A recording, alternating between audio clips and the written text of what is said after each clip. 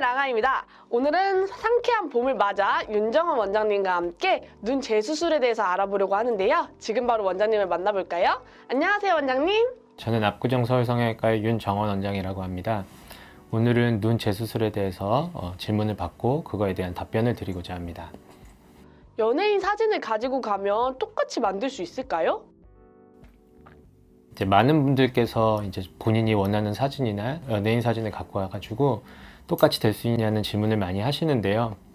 저도 이제 연예인 분들 중에 많은 패셔니스타들의 패션을 따라해보고자 옷이나 이런 것들 따라 입어봤는데 그대로 될 수가 없죠. 그러니까 이게 다 사람들마다 이제 갖고 있는 조건이 다른 겁니다. 실제로 이제 우리가 눈이라는 게 쌍꺼풀 모양이나 높이가 똑같아지면 이제 똑같은 느낌이 난다고 생각하는데 뭐 피부의 두께라든지 안구의 돌출 정도라든지 아니면 눈의 크기라든지 그런 것들이 전체적으로 영향을 미치고 있기 때문에 근본적으로 똑같아질 수가 없습니다. 그러니까 저도 타인의 눈이 될 수가 없고 타인도 마찬가지로 제 눈이 될 수 없다고 생각하시는 게 가장 정확할 것입니다. 쌍꺼풀 재수술은 몇 번 할 수 있나요? 특별히 재수술의 횟수를 딱 정해둔 건 없는데요. 일반적으로 제일 중요한 거는 흉터일 것 같습니다.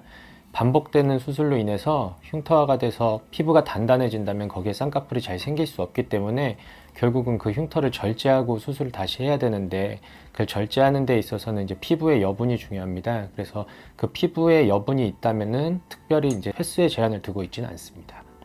그럼 비용이 높게 측정되는 재수술 케이스가 있을까요? 아무래도 이제 성형외과 의사가 이제 가장 까다로워하는 수술이 이제 눈매 교정 재수술, 즉 좌우가 이제 눈 뜨는 힘이 다르다거나 아니면 아까 말씀드린 대로 이제 피부가 부족한 경우가 가장 이제 수술하기가 까다로운데요. 이제 높은 쌍꺼풀을 낮추는 수술이라든지 이런 수술이 일단 성형외과 의사로서 난이도가 가장 높고 비용도 높게 측정될 수밖에 없습니다.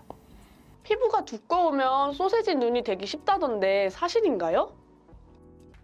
일단 소세지라는 것이 이제 우리가 눈을 떴을 때 쌍꺼풀 수술한 부위보다 아래쪽에 이제 통통한 것을 소세지라고 얘기하는데요. 아무래도 피부가 두터운 사람들이 쌍꺼풀이 두꺼워지면 점점 높이가 올라감에 따라서 아래쪽이 두꺼워지기 때문에 소세지가 생기기 쉽죠. 그래서 일반적으로 피부가 두꺼운 사람들이 이제 피부가 얇은 사람들보다 쌍꺼풀을 낮게 잡아야 되는데 그러면 또 이제 눈을 떴을 때 쌍꺼풀 높이가 낮아지고 그렇기 때문에 이제 또 원하시는 높이가 안 나오는데 그래서 일반적으로 피부가 두꺼운 사람들은 소세지가 안 생기게 하기 위해서 쌍꺼풀 높이는 낮게 잡고 그 다음에 위에 덮여있는 피부를 자름으로써 원하시는 쌍꺼풀 두께를 확보한다고 생각하시면 됩니다. 재수술은 언제 가능할까요?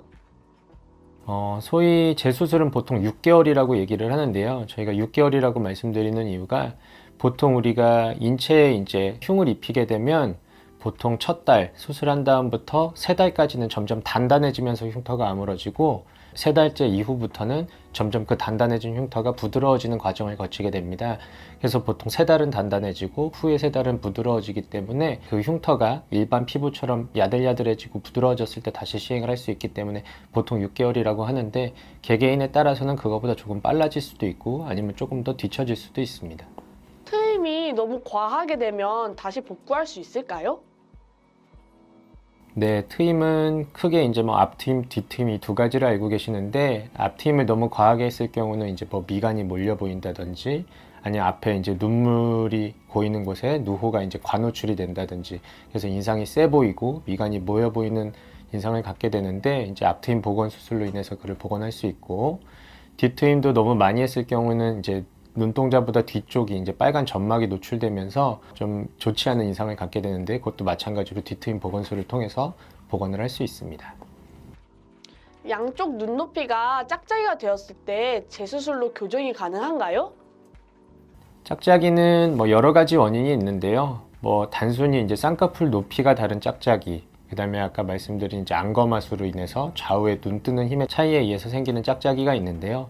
단순히 쌍꺼풀 높이 차이에 의해서 생기는 짝짝이는 당연히 재수술을 통해서 가볍게 교정이 가능하고요. 근데 이제 눈 뜨는 힘이 짝짝이로 인해서 생기는 짝짝이들은 눈매 교정 수술을 통해 가지고 눈 뜨는 힘을 맞추고 그다음에 그에 맞는 적합한 높이의 쌍꺼풀을 잡아서 재수술을 한다고 생각하시면 될 것 같습니다. 한쪽 라인만 풀리면 한쪽만 다시 재수술이 가능할까요? 네, 한쪽만 풀리시는 분들이 많은데요. 보통 한쪽이 풀린 경우는 풀린 쪽만 수술을 한다고 치더라도 반대쪽도 풀리는 경우가 상당히 많습니다. 그래서 풀린 쪽 수술은 당연히 해야 되고, 반대쪽 눈이 만약에 쌍꺼풀이 견고하게 잘 잡혀 있다면 그냥 풀린 쪽만 하는 게 맞고요. 이제 반대쪽도 느슨해진 경향이 있다고 한다면 동시에 시행해 주는 것이 더 좋을 것 같습니다. 그럼 한쪽, 양쪽 눈 재수술 비용이 다를까요? 반대쪽 쌍꺼풀이 견고하다면 이제 한쪽만 하는 경우도 있고, 느슨하다면 이제 양쪽 다 하는 경우가 있는데요. 이렇게 병원마다 다 금전적인 정책은 다르지만 일반적으로는 양쪽을 하는 경우가 더 금액적으로 비쌀 가능성이 높습니다. 뒤트임은 대부분 붓는다던데 사실인가요? 대부분의 인체는 원래대로 돌아가려는 관성을 갖고 있습니다. 보통 뒤트임 수술도 뭐 이제 피부만 잘라내는 술식이라든지 뭐 수술자마다 다양한 방법이 있는데, 결국 뒤트임이 다시 붙지 않으려면 골막 고정이라는 과정이 필수적으로 이루어져야 되는데요. 단순히 피부만 잘라서 재배치를 해서 꼬맸을 경우에는 다시 원래대로 돌아가는 경우가 많지만, 골막 고정을 확실히 해서 뒤트임 수술을 한다면 다시 재발하지 않을 가능성도 상당히 높습니다. 그럼 재수술을 하지 않기 위해선 어떻게 해야 할까요? 일단 가장 본인의 눈에 적합한 눈을 찾는 게 가장 중요할 것 같습니다. 일단 제일 실패할 가능성이 높은 것들이 이제 본인이 굉장히 원하는 것들, 뭐 서양인의 눈을 갖고 온다든지 아니면 연예인처럼 굉장히 화려한 눈을 갖고 온다든지, 그러니까 본인의 눈과 동떨어져 있는 사람의 눈을 갖고 와서 그 눈이 되고자 했을 때 실패할 확률이 가장 높습니다. 물론 이제 되고자 하는 눈의 이상형은 있겠지만, 정확히 상담을 받을 때 술 후 결과를 예측한 다음에 이게 본인이 원하는 결과인지 아닌지를 정확하게 듣고 수술을 하시는 것이 좋을 것 같습니다. 재수술 성공하는 팁 한 가지만 알려주세요. 일단은 첫 번째 수술로 끝내는 것이 가장 중요하고요. 그 다음에 이제 만약에 재수술을 한다면 본인이 재수술을 하는 이유를 정확히 수술을 받는 원장님께 전달을 해야 되고, 그 다음에 정확한 진단을 이루어진 다음에 이게 정말로 해결이 될 것인 건지, 아니면 어쩔 수 없이 해결이 본인이 갖고 있는 조건에서 해결이 안 될 것인지를 정확히 판단한 다음에 수술에 임하는 것이 가장 중요할 것 같습니다. 네, 원장님 좋은 팁 정말 감사합니다. 네, 감사합니다. 지금까지 압구정 서울성형외과 윤정원 원장님과 함께 눈 재수술에 대해서 알아보았습니다. 감사합니다. 네, 지금 방금 가슴 성형수술에 대해서 속보가 들어왔다고 합니다. 다음 속보는 영상에서 함께 해주세요. 감사합니다.